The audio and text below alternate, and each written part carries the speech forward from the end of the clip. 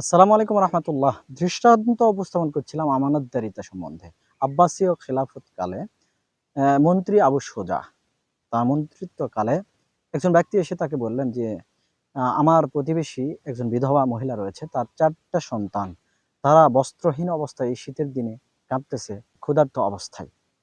এ কথা শুনে আবু সুজা তিনি একজন ব্যক্তিকে পাঠিয়ে দিলেন খাবার, বস্ত্র এবং কিছু অর্থ দিয়ে। আর তার শরীরের পোশাকটা তিনি খুলে ফেললেন। প্রচণ্ড শীতের মধ্যে তিনি শপথ করলেন আল্লাহর কসম, সে ব্যক্তি না আসা অবধি, তাদেরকে না দিয়ে আসা পর্যন্ত আমি কাপড় পরিধান করব না। দ্রুত গিয়ে তারা খাবার এবং বস্ত্র ও টাকা দিয়ে এসে সুসংবাদ দিলেন যে, মন্ত্রী সাহেব তারা এটা গ্রহণ করেছে, আনন্দিত হয়েছে। এটা শোনার পরে তিনি কাপড় পরিধান করলেন। আল্লাহু আকবার। মন্ত্রী তো হতে হবে এমন মন্ত্রী, নেতা তো হতে হবে এমন নেতা, যাকে জবাবদিহিতার ভয় সবসময় তাড়া করবে।